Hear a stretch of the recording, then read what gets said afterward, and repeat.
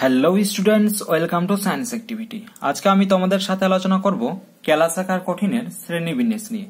এটি হচ্ছে ক্লাস 12 এর পদার্থের কঠিন অবস্থা অধ্যায়ের দ্বিতীয় ক্লাস। যদি কেউ প্রথম ক্লাস দেখে না থাকো তাহলে ডেসক্রিপশন বক্সে তার লিঙ্ক দেওয়া থাকবে, তা অবশ্যই দেখে নিও। তো চলো শুরু করা যাক। কেলাসাকার কঠিনের শ্রেণীবিন্যাস। এই কেলাসাকার কঠিন পদার্থের মধ্যে যে গঠনকারী কণা রয়েছে এবং তাদের মধ্যে যে আকর্ষণ বল আছে তার উপর ভিত্তি করে আমরা কেলাসাকার কঠিন পদার্থগুলিকে চারটে ভাগে ভাগ করতে পারি। সেগুলি কি কি? আণবিক কেলাসাকার কঠিন, আয়নীয় কেলাসাকার কঠিন, সমযোজী কেলাসাকার কঠিন এবং ধাতব কেলাসাকার কঠিন। তাহলে ফার্স্ট আমরা দেখে নেব আণবিক কেলাসাকার কঠিন পদার্থকে নিয়ে। আণবিক কেলাসাকার কঠিন পদার্থ। এই আণবিক কেলাসাকার কঠিন পদার্থের গঠনকারী কণা হচ্ছে অণু বা পরমাণু। আবার এই আণবিক কেলাসাকার কঠিন পদার্থকে আবার তিনটে ভাগে ভাগ করা হয়। সেগুলি কি কি? অধ্রুবীয় আণবিক কঠিন, ধ্রুবীয় আণবিক কঠিন এবং হাইড্রোজেন বন্ধনযুক্ত আণবিক কঠিন। তাহলে আমরা ফার্স্ট দেখে নেব প্রথম যে ভাগ রয়েছে অধ্রুবীয় আণবিক কঠিন। সেই অধ্রুবীয় আণবিক কঠিন পদার্থ কি? তাহলে অধ্রুবীয় আণবিক কঠিন অর্থাৎ এই যে অধ্রুবীয় আণবিক কঠিন রয়েছে তাদের গঠনকারী কণাগুলি কি হবে? গঠনকারী কণাগুলি হবে অধ্রুবীয়, অর্থাৎ যাদের ক্ষেত্রে কি হবে? কোনো ডাইপোল মোমেন্ট থাকবে না, অর্থাৎ ডাইপোল মোমেন্টের মান শূন্য থাকবে। তারা কোনো ডাইপোল আকর্ষণ বলের মাধ্যমে পরস্পরের সাথে যুক্ত হয়ে থাকবে না। তারা সাধারণত কি হয়? তারা সাধারণত যে দুর্বল যে ভ্যান ডার ওয়ালস আকর্ষণ বল বা যে লন্ডন আকর্ষণ বল রয়েছে সেই আকর্ষণ বলের মাধ্যমে পরস্পরের সাথে যুক্ত হয়ে থাকবে। তাহলে সেই অধ্রুবীয় আণবিক কঠিন পদার্থের এক্সাম্পল কি হতে পারে? সেগুলি হবে কঠিন Cl2, কঠিন H2, কঠিন O2। এগুলি হচ্ছে প্রত্যেকটা অধ্রুবীয় আণবিক কঠিন পদার্থের এক্সাম্পল। আরো অনেকগুলি এক্সাম্পল রয়েছে। তাহলে এই যে Cl2 এরা কি হচ্ছে? একই মৌলের পরমাণু দ্বারা গঠিত। তাহলে এদের ক্ষেত্রে কোনো ডাইপোল ক্রিয়েট হবে না। তাহলে এই ক্ষেত্রে কি হয়? যে এদের ডাইপোল মোমেন্টের মান শূন্য হয়, অর্থাৎ এরা হচ্ছে অধ্রুবীয়। তারপর কিছু যৌগ বা পদার্থ আছে যারা কি হয়? ভিন্ন মৌলের পরমাণু দ্বারা গঠিত হলেও তারা অধ্রুবীয়। এরকম পদার্থ একটা কি? এটা হচ্ছে মিথেন। এটি হচ্ছে অধ্রুবীয়। এরপরে আমরা দেখে নেব যে দ্বিতীয় যে ভাগ আছে, অর্থাৎ ধ্রুবীয় যে আণবিক কঠিন আছে, সেই ধ্রুবীয় আণবিক কঠিন পদার্থ কি সেটা আমরা এখন আলোচনা করব।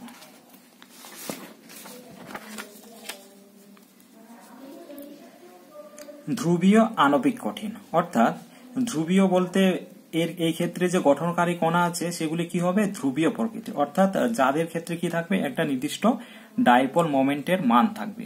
তারা কি হবে? পরস্পরের সাথে ডাইপোল আকর্ষণ বলের মাধ্যমে পরস্পর যুক্ত হয়ে থাকবে। তাহলে এই ধরনের পদার্থগুলি কি হতে পারে? এক্সাম্পল কি হতে পারে? HCl। এই ক্ষেত্রে আমরা দেখতে পাচ্ছি যে এর একটা কি থাকে? নির্দিষ্ট ডাইপোল মোমেন্ট থাকে। এরা বা ডাইপোল আকর্ষণ বলের মাধ্যমে কি হয়? একে অপরের সাথে যুক্ত হয়ে থাকে আর কি।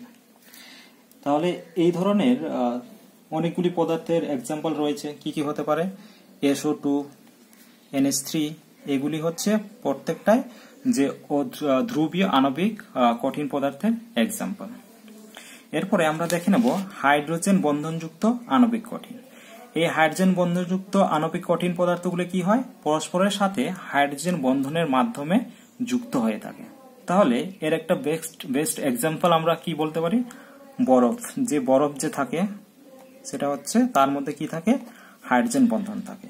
এরা সাধারণত কি হয়? হাইড্রোজেন বন্ধনের মাধ্যমে পরস্পর যুক্ত হয়ে হাইড্রোজেন বন্ধনযুক্ত আণবিক কঠিন পদার্থ গঠন করে। তাহলে এই হাইড্রোজেন বন্ধনযুক্ত আণবিক কঠিন পদার্থের কয়েকটা বৈশিষ্ট্য বা ধর্ম রয়েছে। সেই ধর্মগুলি কি? যে এদের গলনাঙ্কের মান কি হয়? খুব কম হয়, অর্থাৎ অল্প পরিমাণ তাপ দিলে তারা গলতে শুরু করে। তারপর এরা কি হয়? যে এই কঠিন পদার্থগুলি তরল ও কঠিন অবস্থায় কি হয়?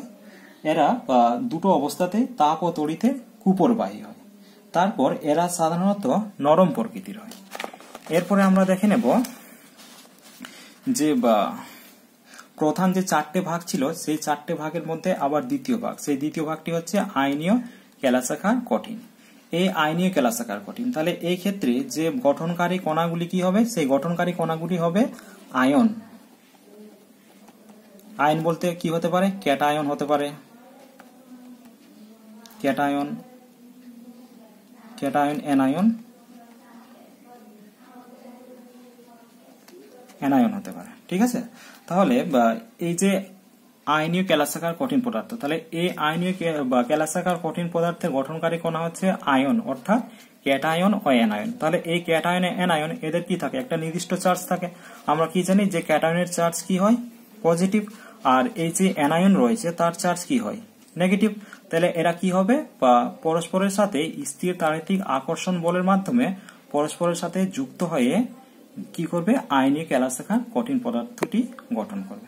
তাহলে এদের বৈশিষ্ট্য কি হবে, এদের বৈশিষ্ট্য হবে এরা সাধারণত কি হবে, শক্ত হবে, আর এরা ভঙ্গুর হবে, যেমন NaCl যে রয়েছে NaCl। ঠিক আছে, তাহলে এক্সাম্পল হতে পারে যে NaCl, তারপর কি হতে পারে, যারা সাধারণত আয়ন অবস্থায় থাকে, NaCl, তারপর KCl, তারপর Na2SO4, এরা হচ্ছে প্রত্যেকটাই বা আয়নীয় কেলাসাকার কঠিন পদার্থের এক্সাম্পল।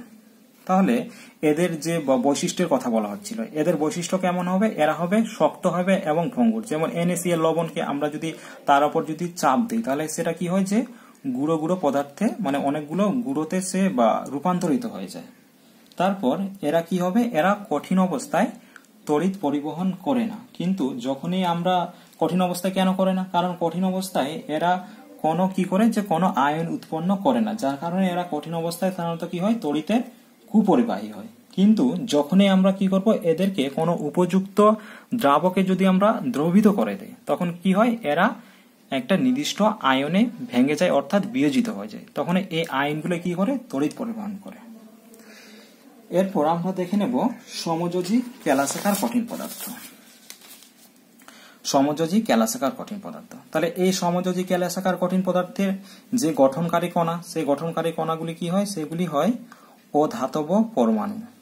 অধাতব পরমাণু।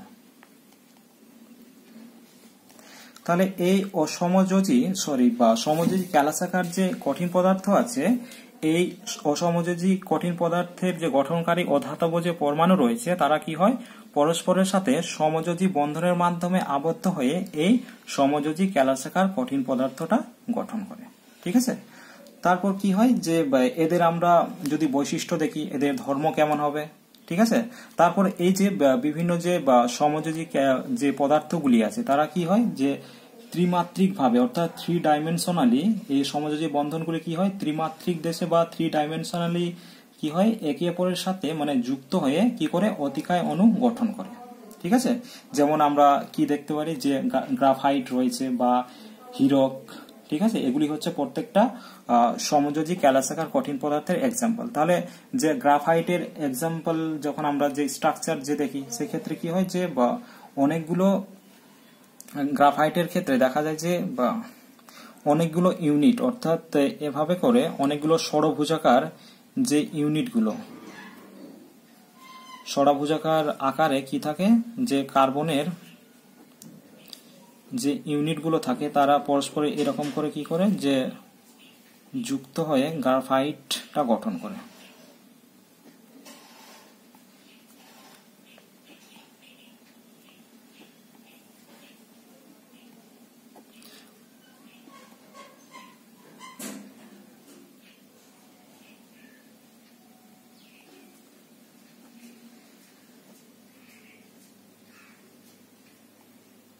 এরকম করে গ্রাফাইট যে আছে, গ্রাফাইটের যে লেয়ারগুলো থাকে, সাধারণত লেয়ারগুলো দেখতে এরকম। তাহলে কি হয় যে আমরা দেখতে পাচ্ছি যে অনেকগুলো ইউনিট আর কি, তারা কি হচ্ছে 3 ডাইমেনশনালি একে অপরের সাথে যুক্ত হয়ে একটা অতিকায় অণু গঠন করছে। ঠিক আছে, তাহলে যে সমযোজী যে কেলাসাকার কঠিন পদার্থ আছে, তার এক্সাম্পল কি হতে পারে, তার এক্সাম্পল হবে হীরক, গ্রাফাইট, তারপর সিলিকা, বোরন, নাইট্রাইট। এগুলি হচ্ছে প্রত্যেকটা সমযোজী কেলাসাকার কঠিন পদার্থের এক্সাম্পল। তাহলে এই সমযোজী কেলাসাকার কঠিন পদার্থের যদি আমরা ধর্ম দেখি, তাহলে ধর্ম কি হয়, যে সমযোজী বন্ধনগুলো আমরা কি দেখি, যে সমযোজী বন্ধনগুলো কি হয়, যে অত্যন্ত শক্তিশালী হয়। তারপর তাহলে এদের কি হবে, যে যেহেতু সমযোজী বন্ধনগুলি অনেকটা শক্তিশালী, তাহলে এদের ভাঙতে যথেষ্ট তাপ শক্তি লাগবে, যার কারণে এরা উচ্চ গলনাঙ্ক বিশিষ্ট হয়। তারপর এরা কি হয়, সাধারণ সাধারণত কি হয়, তাপ ও তড়িতের কুপরিবাহী হয়। কিন্তু ব্যতিক্রম রয়েছে, যে গ্রাফাইট আর বোরন নাইট্রাইট এরা কি হচ্ছে, এরা হচ্ছে তাপ ও তড়িতের সুপরিবাহী। তারপর একটু আগেই বলা হলো যে এরা কি হয়, যে অনেক শক্ত হয়, অর্থাৎ সমযোজী যে ক্যালসাকার কঠিন পদার্থ রয়েছে তারা শক্ত হয়। কিন্তু তাদের মধ্যে যে ব্যতিক্রম হচ্ছে সেটা কি, যে একটু আগে যে আলোচনা করা হলো গ্রাফাইটের যে লেয়ার গুলো থাকে তারা কি হয়, তাদের মধ্যে দুটো লেয়ার, অর্থাৎ একটা লেয়ারের কার্বন পরমাণু অপর একটা লেয়ারের যে কার্বন পরমাণুর সাথে তারা সাধারণত সমযোজী বন্ধনের মাধ্যমে যুক্ত থাকে না, তারা দুর্বল ভ্যান ডার ওয়ালস আকর্ষণ বলের মাধ্যমে পরস্পরের সাথে যুক্ত হয়ে থাকে, যার কারণে তাদের যে লেয়ার গুলো বা স্তরগুলো থাকে সেগুলো কি হয়, পিচ্ছিল হয়, অর্থাৎ চাপ প্রয়োগ করলে একটা লেয়ার আরেকটা থেকে কি হয়, স্লিপ করে যায়। ঠিক আছে, এরপরে আমরা দেখে নেব ধাতব ক্যালসাকার কঠিন পদার্থকে নিয়ে। তাহলে এই ধরনের এই যে ধাতব ক্যালসাকার যে কঠিন পদার্থ রয়েছে, এই ধাতব ক্যালসাকার কঠিন পদার্থের গঠনকারী কণাগুলি হচ্ছে ধাতব পরমাণু, অর্থাৎ তারা কি হয়, বিশেষ ধরনের ধাতব বন্ধনের মাধ্যমে পরস্পর যুক্ত হয়ে ধাতব ক্যালসাকার কঠিন পদার্থ গঠন করে। তাহলে এই ধাতব ক্যালসাকার কঠিন পদার্থের ব্যাখ্যা করার জন্য বিভিন্ন যে মডেল রয়েছে তার মধ্যে অন্যতম সরল মডেল হচ্ছে ইলেকট্রন সমুদ্র মডেল। তাহলে সেটি কি একবার দেখে নেওয়া যাক। ধরে নাও একটা আয়রনের এরকম টুকরো রয়েছে আর কি, ঠিক আছে, ধরে নাও এটি হচ্ছে আয়রনের টুকরো। তারপর ধাতু আমরা কাদেরকে বলি, যে ধাতু হচ্ছে কি, যে যাদের ইলেকট্রন ছাড়া টেন্ডেন্সি থাকে, অর্থাৎ যারা ইলেকট্রন ছাড়ে তাদেরকে আমরা কি বলি, ধাতু বলি। তাহলে ধরে নাও যেমন এনএ আছে, ঠিক আছে, তাহলে এনএ কি করবে, একটা ইলেকট্রন ছেড়ে দিয়ে এনএ প্লাসে কনভার্ট হবে। তারপর একই রকম অ্যালুমিনিয়ামের ক্ষেত্রে কি হয়, যে তিনটা ইলেকট্রন ছেড়ে দেয় সে Al3+ কনভার্ট হয়। সেম একই রকম এফির ক্ষেত্রে আমরা কি দেখি, যে দুটো তার আমরা আয়ন দেখতে পাই, অর্থাৎ সে কি হয়, Fe2+ আর কি গঠন করে, Fe3+, এই দুটো সে ক্যাটায়ন গঠন করতে পারে। তাহলে যে বলা হয়েছিল কি, যে ইলেকট্রন সমুদ্র মণ্ডল, সেই ইলেকট্রন সমুদ্র মণ্ডলটা কেমন হয়, যে ধরে নাও আমরা দেখতে পাচ্ছি যে ধাতুগুলো আছে তারা কি করছে, তারা ইলেকট্রন ছেড়ে দিয়ে ধাতব ক্যাটায়নে পরিণত হচ্ছে। তাহলে এভাবে করে ধরে নাও এখানে আয়রনের টুকরো আছে Fe, ঠিক আছে, সে কি করেছে, ইলেকট্রন ছেড়ে দিয়ে কি হয়েছে, সে ইলেকট্রন ছাড়বে। তাহলে এই যে ধাতব যে লোহার যে টুকরো আছে সেই টুকরের মধ্যে অনেকগুলো Fe পরমাণু থাকবে। তাহলে Fe পরমাণু যদি অনেকগুলো থাকে তাহলে সে কি করবে, অনেকগুলো Fe পরমাণু ইলেকট্রন ছেড়ে দিয়ে এরকম করে ইলেকট্রনগুলো সজ্জিত হয়ে কি করবে, একটা ইলেকট্রন সমুদ্র গঠন করবে, ঠিক আছে।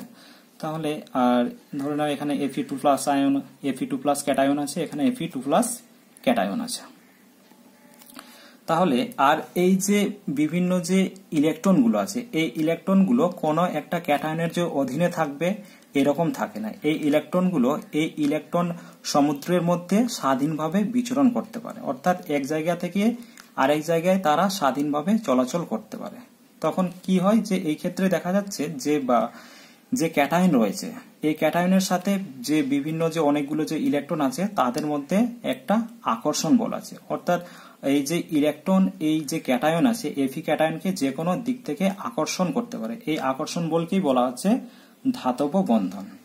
এভাবে করে তারপর এই যে ক্যাটায়নগুলি আছে, এই ক্যাটায়নগুলি কি হয়, যে ইলেকট্রনের যে আমরা ইলেকট্রন সমুদ্র মডেল পাচ্ছি, সেই সমুদ্র মডেলের মধ্যে এই ক্যাটায়নগুলি গ্রথিত অবস্থায় থাকে, অর্থাৎ একটা নির্দিষ্ট জায়গায় মনে হবে যে সে গ্রথিত অবস্থায় আছে, ঠিক আছে।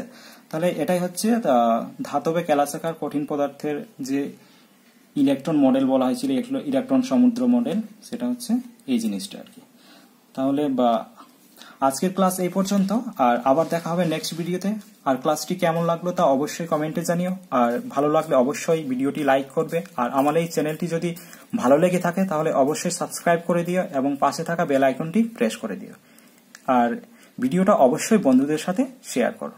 ধন্যবাদ।